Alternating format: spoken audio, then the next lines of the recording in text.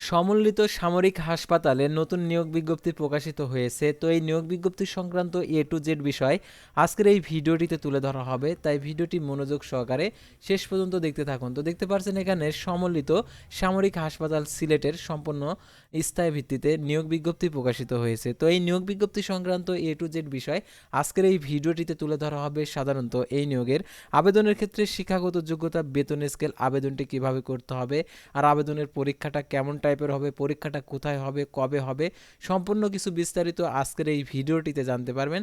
তাই ভিডিওটি মনোযোগ সহকারে দেখতে থাকুন। আর আপনি যদি অল জব নিউজ বাংলাদেশ এই চ্যানেলে প্রথমবার এই ভিডিওটি দেখে থাকেন তাহলে আমাদের এই চ্যানেলটিকে সাবস্ক্রাইব করে রাখবেন, notification bell button all press করে রাখবেন, এই ভিডিওটিতে একটি লাইক করে দেবেন। আর যারা আমাদের ফেসবুক পেজে ভিডিও দেখছেন, আমাদের ফেসবুক পেজটি লাইক দিয়ে ফলো করে রাখবেন। ডিসক্রিপশন বক্সে আমাদের ফেসবুক পেজের লিঙ্ক দেওয়া রয়েছে, তো এই লিঙ্কে ক্লিক করে দিবেন, সাথে সাথে আমাদের ফেসবুক পেজে নিয়ে যাবে। তো আমাদের ফেসবুক পেজ এবং ইউটিউব চ্যানেলে যে সকল আপডেটগুলো জানতে পারবেন, সরকারি, বেসরকারি, এনজিও, ডিফেন্স, শিক্ষক নিয়োগ, sales, marketing, railway job, NGO job, এক কথায় সকল ধরনের নিয়োগ বিজ্ঞপ্তির আপডেট, পাশাপাশি আপনারা নিয়োগ পরীক্ষারও। তো এখন আমি আপনাদেরকে এই সার্কুলারের সম্পূর্ণ এ টু জেড বিষয় দেখিয়ে দিচ্ছি। তো দেখতে পাচ্ছেন নিয়োগ বিজ্ঞপ্তি।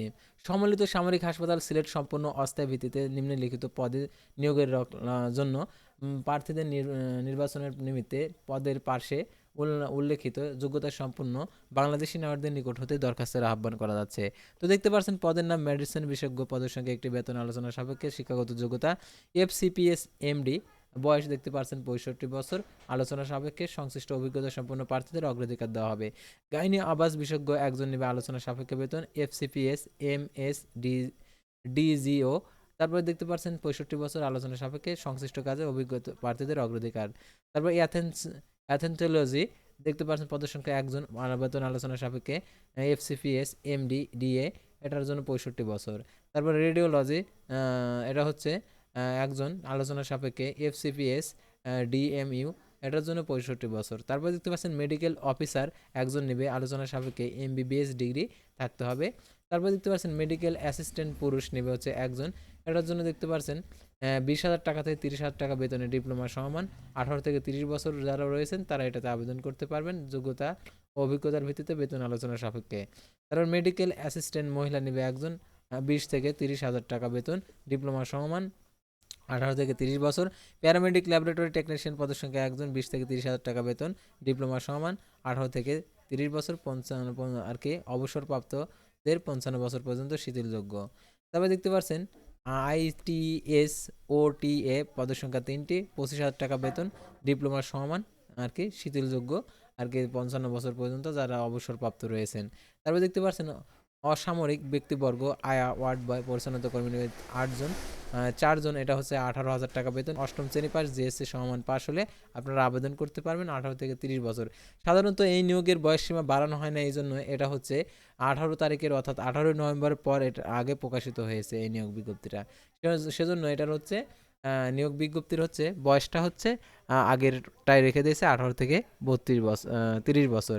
তো প্রার্থীদের ক্ষেত্রে আর কি আবেদনের ক্ষেত্রে শর্ত বলি, প্রার্থীদের আবেদনপত্রে নাম, প্রার্থীর নাম, পিতার নাম, মাতার নাম, জন্ম তারিখ, শিক্ষাগত যোগ্যতা, অভিজ্ঞতা, বর্তমান ঠিকানা, স্থায়ী ঠিকানা, খামের উপর পদের নাম উল্লেখপূর্বক কমান্ড্যান্ট সিএমএইচ সিলেট বরাবর লিখিতভাবে আবেদন করতে হবে। আবেদন গ্রহণের শেষ সময় 15 ডিসেম্বর 2024। প্রার্থীকে আবেদনপত্রের সাথে সকল শিক্ষাগত যোগ্যতার, ট্রেনিং, অভিজ্ঞতার সত্যায়িত ফটোকপি, জাতীয় পরিচয়পত্রের সত্যায়িত ফটোকপি 4 কপি, সদ্য তোলা পাসপোর্ট সাইজের রঙিন ছবি, সত্যায়িত ছবি, অবসরপ্রাপ্তদের জিও ও এমসিওদের ক্ষেত্রে চাকরি হইতে অবসর গ্রহণ সংক্রান্ত যাবতীয় নথিপত্র আবেদনপত্রের সাথে যুক্ত করতে হবে এবং অসম্পূর্ণ ত্রুটিপূর্ণ আবেদন বাতিল বলে গণ্য হবে। 1 থেকে 5 নং ক্রমিক নং পদের জন্য মৌখিক পত্রের সাক্ষাৎকার 21 ডিসেম্বর 2024 সকাল 9 ঘটিকায় সিএমএইচ সিলেট জালালাবাদ সেনানিবাসে অনুষ্ঠিত হবে এবং স্থানে প্রার্থীদের সকল প্রয়োজনীয় সার্টিফিকেট, কাগজপত্র যথাসময়ে উপস্থিত থেকে আর কি অনুরোধ করা হলো, অর্থাৎ উপস্থিত থাকার জন্য অনুরোধ করা হলো।